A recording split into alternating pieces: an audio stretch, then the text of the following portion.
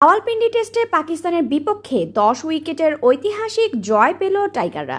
এর ফলে নিজেদের মাটিতে এবারই প্রথম 10 উইকেটে হারালো পাকিস্তান। পাকিস্তানের বিপক্ষে 14তম টেস্টে এসে প্রথম জয় পেল টাইগাররা।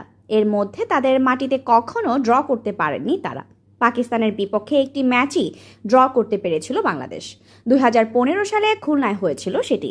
এর আগে প্রথম ইনিংসে 6 উইকেট হারিয়ে 448 রান করে ইনিংস ঘোষণা করে স্বাগতিকরা। পরে নিজেদের প্রথম ইনিংসে বাংলাদেশ অল আউট হয়ে 565 রানে। দ্বিতীয় ইনিংস পাকিস্তান 146 রানে অল আউট হলে সফরকারীদের সামনে লক্ষ্য দাঁড়ায় স্রেফ 30 রানের। এর আগে শেষ দিনের শুরুটা দারুণ হয় বাংলাদেশের। দ্বিতীয় ওভারের শেষ বলে শান মাসুদকে আউট করেন হাসান মাহমুদ। শুরুতে অবশ্য আম্পায়ার আউট দেননি। পরে রিভিউ নিলে রিপ্লেতে দেখা যায় মাসুদের ব্যাট ছুঁয়েই বল যায় উইকেটের পেছনে দাঁড়ানো লিটন দাসের গ্লাভসে। 37 বলে 14 রান করেছিলেন মাসুদ। এরপর ওপেনার আবদুল্লাহ শফিককে নিয়ে দলের হাল ধরেন বাবর আজম। এবার দলকে সাফল্য এনে দেন নাহিদ রানা। তার বল ইনসাইড এজ হয়ে চলে যায় 50 বলে 22 রান করা বাবরের স্ট্যাম্পে।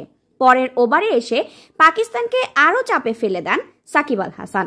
তার বলে স্ট্যাম্পিং হন 4 বলে কোনো রান না করা সদ্য শাকিল। নিজের আন্তর্জাতিক ক্যারিয়ারে প্রথমবারের মতো ডাক মারেন এই ব্যাটার। তাকে ফেরানোর পর মরিয়া হয়ে ওঠেন নানা দিক থেকে চাপের মুখে থাকা সাকিব। প্রতিটি বলই তিনি করেছিলেন ভীষণ মনোযোগ দিয়ে। 33তম ওভারের প্রথম বলে রিজওয়ানের প্যাডে বল লাগলে এলবিডব্লিউ এর আবেদন করেন বাংলাদেশ।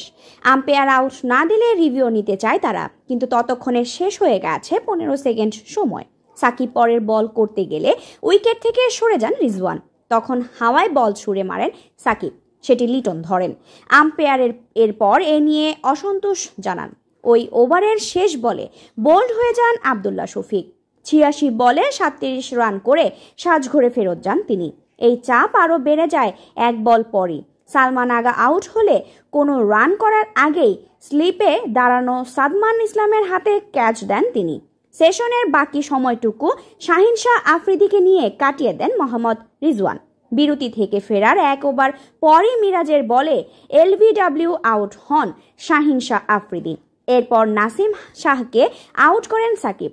তবু বাংলাদেশের জয়ের পথে কাটা হয়েছিল রিজওয়ান। তার ব্যাটে আগের ইনিংসে 150 ছাড়ানো ইনিংস খেলা রিজওয়ান এবারও পেয়ে যান হাফ সেঞ্চুরি। তাকে দারুণ সঙ্গ দিচ্ছিলেন খুরমুর শেহজাদও। বাংলাদেশের হতাশাটা লম্বা হতে দেননি মিরাজ। তার বলে সুইপ করতে গিয়ে বল স্ট্যাম্পে টেনে আনেন রিজওয়ান।